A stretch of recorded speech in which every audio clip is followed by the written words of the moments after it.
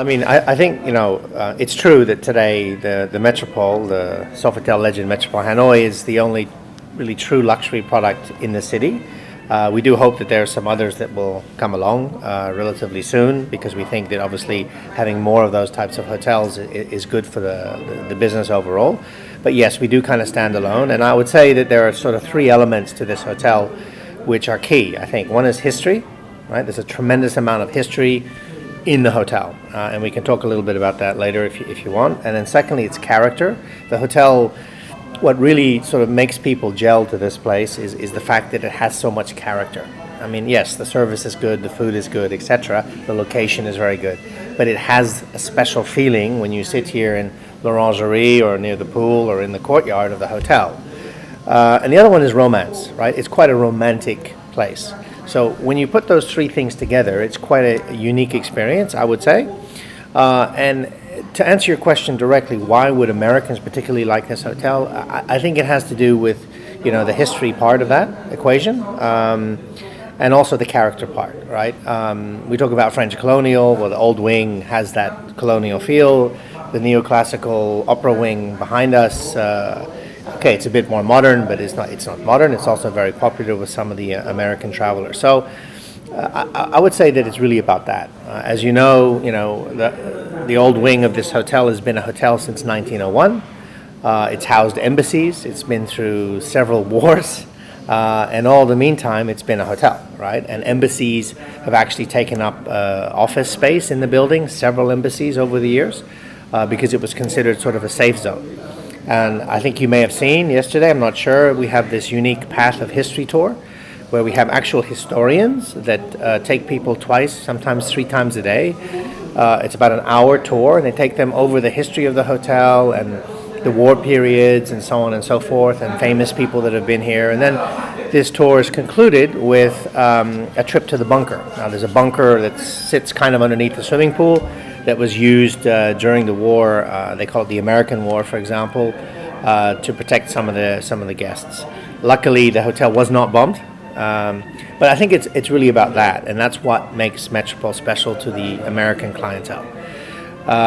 If we talk about luxury networks, well, again, it's because we are the only members, for example, of Virtuoso, American Express Fine Hotels and Resorts, Signature. I mean, we're really the only hotel that's in all those different luxury collections that are quite popular in North America. So that would be another reason why they would look at choosing the Metropole.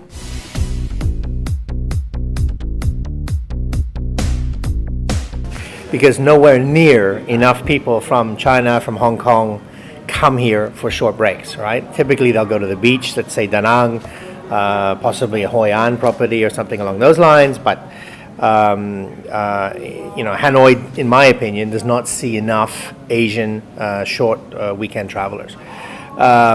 Now, obviously, what it has to offer is the fact that, it's the city, not only the hotel, but first of all, the hotel is an oasis, right? We have a magnificent spa, we have the swimming pool, we have gastronomic restaurants, French, Vietnamese, etc. So just staying in a hotel for a long weekend with somebody who's important to you, I think, is a great experience. But, the old city of Hanoi is truly unique in Southeast Asia and gives people a feeling that really they're a world away. Right? It's so different from, say, Hong Kong or Shanghai, with all the glitzy high-rise buildings and the moneyed people walking around and the fashion and so on. That really isn't what makes Hanoi today. Now, Hanoi is changing. It's changing quite rapidly, but it's got this laid-back atmosphere. And, people are not judgmental in this city from what I can tell. So, you can just be yourself, and you can stroll through the small streets, and you can sit on a corner on a plastic stool. I struggle to get up when I do. But yeah, those are the types of things that it's really a world away, and it's so close, right? The flight to Hong Kong is an hour and 20 minutes or something. Shanghai is very close. Taipei is very close. So we really would like to have more high-end travelers coming from those markets.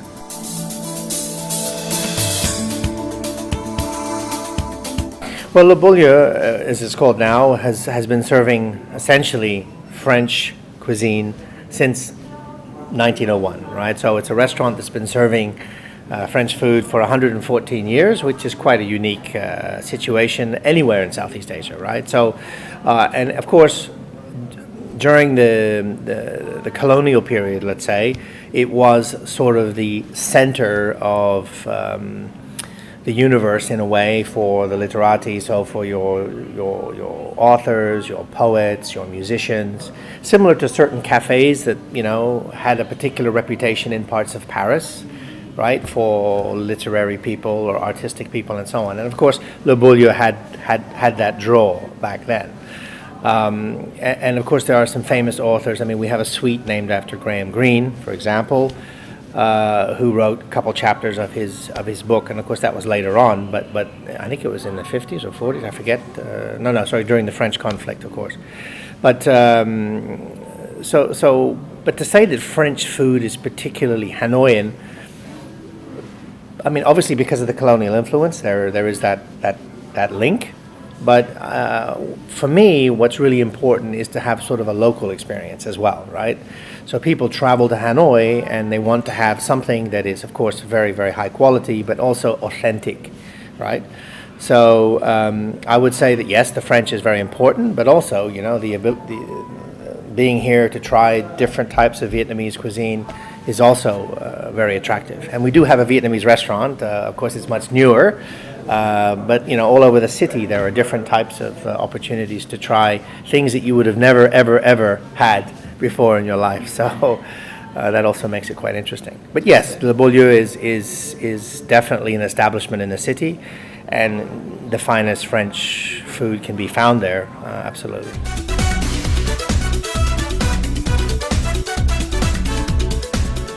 Fur. I suppose you could say. Or banh mi for lunch. Or no, actually, what I would do is, I mean, is to go to the concierge or to go to a guidebook and look and see where, you know, because specific items, specific types of local cuisine, for example, noodles with beef. There are certain 2 or 3 restaurants which are particularly famous for that type of dish. And that's all they serve, the one dish. There's another series of restaurants that only serve the local catfish recipe, for example. So I would probably try 1 or 2 of those, right? And also there are some streets that are particularly famous for street food where, I mean, we can't recommend it officially as a luxury hotel because obviously it's down a small alley, etc. But, you know, people rarely have issues there, and the food is very fresh, right? And it's all about fresh herbs, fresh ingredients, and so on. So that's what I would do. So I would have a meal at the Metropole, absolutely. And that would be your sort of high-end luxury gastronomic experience, and then I would, you know, definitely go out and try to experience one of those. Alternatively, you could look at, there are some interesting restaurants. For example, there's a restaurant called Pepe La Poule, which is run by a young Japanese chef over in Teho, where I live, which is the expatriate area, sort of. And he cooks Western food, but sort of with a Japanese twist. If you, I mean, I suppose that's as close as you can describe it. And you won't find that very often, and you know, you need to know where it is because it's not so easy to get to, but that type of thing we can help our guests out with, to have that unique sort of experience that only expatriates in the know would be aware of, I suppose you could say.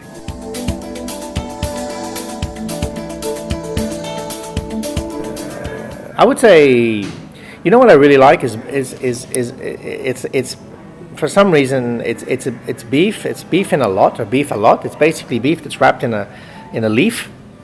And I know it's very simple, and it's on the buffet in the Vietnamese restaurant every so often, but I really like those. So when I see them, I'm tempted to take the whole dish and finish them off, basically. But that's, I mean, of course I like the soups. I mean, they're very nice, and the pho.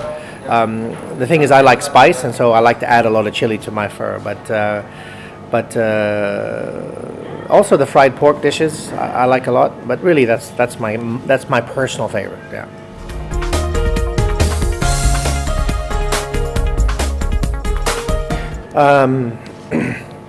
Breakfast at the Metropole, at least one dinner in Le Beaulieu, for example, at the Metropole. I would try a spa experience, and then in terms of the city, I think the ethnic museum, the museum where they have all the displays about the different minorities in the country, is excellent. A walk in the old city and around Hon Kim Lake is absolutely a must. To get lost in the little streets is key. I would definitely walk by the Ho Chi Minh Mausoleum area because it is also a very unique experience. Whether you go in or not is a different issue, but I would definitely walk by that area.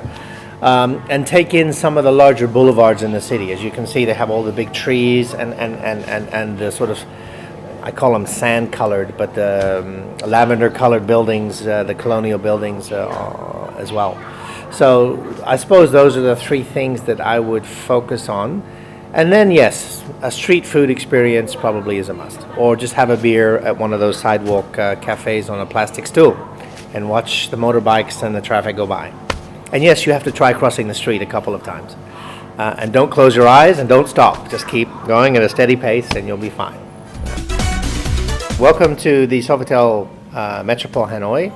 I think that this is the ideal location, obviously, for a short break from regional destinations, including Dubai, by the way, but also Hong Kong and Shanghai. And why is Hanoi a great short break destination? It's because it is so culturally significant in Southeast Asia, unique from a colonial perspective as well as a historical perspective in general. The hotel is full of character, romance, and history, which again is a very unique feature. So Hanoi is a world away from where you are, wherever that may be, and it is a truly picturesque, romantic, and interesting place. So I highly recommend that you come to Hanoi, and of course to the Sofitel Legend Metropole Hanoi, which is an oasis in the city, a true luxury experience. Very much forward to welcoming our Lightfoot clients to the Metropole. Bon voyage.